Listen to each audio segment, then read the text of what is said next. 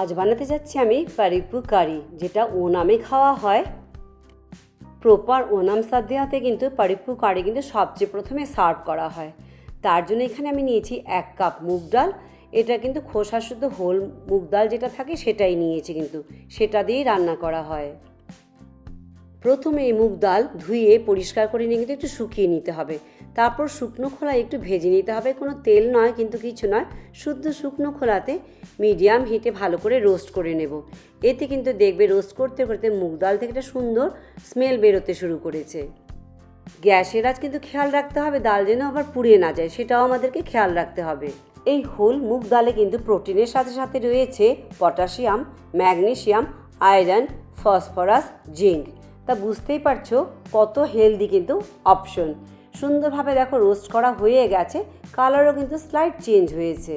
এবারে গোটা মুগ ডালগুলো কিন্তু স্ট্রেট রান্না করা যাবে না, আমাদেরকে একটু ক্রাশ করে নিতে হবে, কোর্স টেক্সচারে নিয়ে নিতে হবে।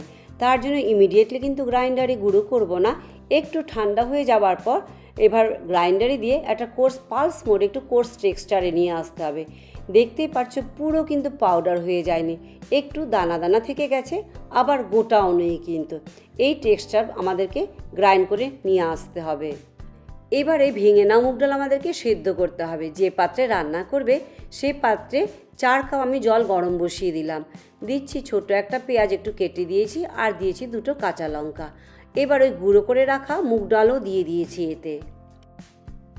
1 কাপ মুগ ডালে দিতে হবে 4 কাপ জল। এবার কিন্তু ঢাকা দিয়ে আমাদেরকে সেদ্ধ করে নিতে হবে, যতক্ষণ না পর্যন্ত ডাল ভালোভাবে সেদ্ধ হয়ে যাচ্ছে। ততক্ষণে চলো আমরা একটা মশলা বানিয়ে নিই। মশলার জন্য গ্রাইন্ডারে নিচ্ছি 1/2 কাপ গ্রেটেড কোকোনাট, 1 চা চামচ জিরে, আর সামান্য জল দিয়ে একটা স্মুথ পেস্ট বানিয়ে নেব। যে কাপ দিয়ে আমি ডাল মেপেছিলাম সেই কাপেরই 1/2 কাপ নিতে হবে কিন্তু কোয়ান্টিটিতে। তা আমাদের এখানে মশলা নারকেলের পেস্ট তৈরি হয়ে গেছে। মাঝখানে কিন্তু ঢাকা খুলে 1-2বার একটু দেখে নিতে হবে জল শুকিয়ে যায়নি তো, আর ডাল নিচে লেগে যায়নি তো, দুটোই জিনিস। তবে জলের পরিমাণ যেমন 4 টাইমস দিয়েছি, জেনারেলি শুকিয়ে যাবার কথা নয়, যথেষ্ট পরিমাণে জল রয়েছে।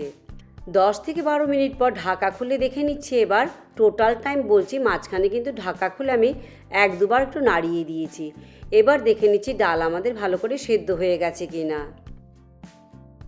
ডাল এখানে ভালোভাবে সেদ্ধ হয়ে গেছে। এবার এখানে কিছু শুকনো মশলা দেব, অনেক নয় কিন্তু সামান্য মশলাতেই কিন্তু এই পারিপ্পু কারি বানানো হয়। এবারে দিয়ে দিচ্ছি স্বাদ অনুযায়ী লবণ, 1/2 চা চামচ হলুদ গুঁড়ো, আর 1/2 চা চামচ লাল লঙ্কার গুঁড়ো। এবার সব কিছু ভালোভাবে আমাদেরকে মিশিয়ে নিতে হবে।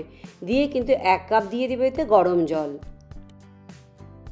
এই সময় মেশাবার সময় কিন্তু একটুখানি হাতা দিয়ে কিন্তু ম্যাশ করে দিতে পারো ডাল, কারণ অলরেডি ভালোভাবে সেদ্ধ হয়ে গেছে। এতে কিন্তু ডালের কনসিস্টেন্সিটা বেশ ঠিক হয়ে যাবে। জল দিয়ে সব কিছু ভালোভাবে মিশিয়ে গ্যাসের আঁচ হাইয়ে রেখে কিন্তু আমাদেরকে ভালো করে ফুটিয়ে নিতে হবে।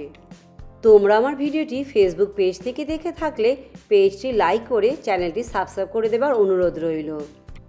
ডাল কিন্তু ভালোভাবে সেদ্ধ হয়ে গেছে, তাই আর ঢাকা দিয়ে সেদ্ধ করবার, রান্না করবার, ফুটোবার দরকার নেই। ঢাকা ছাড়াই কিন্তু ভালোভাবে ফুটিয়ে নেব। ডাল ভালোভাবে ফুটে গেছে। এবার যে সেই নারকেলের যে মিক্সচারটি বানিয়ে রেখেছিলাম সেটা এতে দিয়ে ভালো করে মিশিয়ে আবারও ভালো করে ফুটতে দিতে হবে। মিনিট 5 এবার রান্না করে নেব হাই হিটে।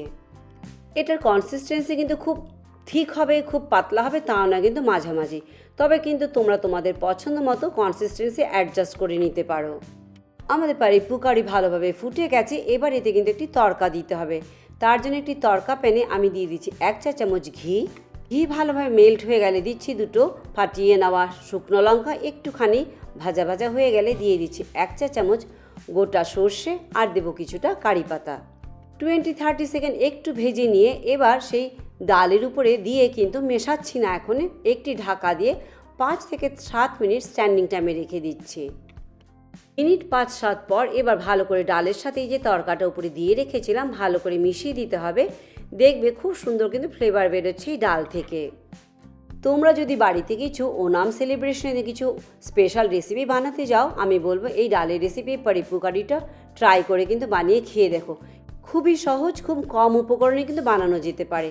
আমি আজ এখানে মাট্টা রাইসের সাথে পারিপ্পু কারি আর রোস্টেড পাঁপড় দিয়ে সার্ভ করছি। জেনারেলি তেলে ভাজা পাঁপড় দিয়ে সার্ভ করা হয়। তো আজ ভিডিওটি এখানেই শেষ করছি। লাইক, শেয়ার, সাবস্ক্রাইব করতে একদম ভুলো না। পরে আবার অন্য কোনো ভিডিও নিয়ে তোমাদের কাছে চলে আসবো। সবাই ভালো থেকো, চলো, বাই বাই।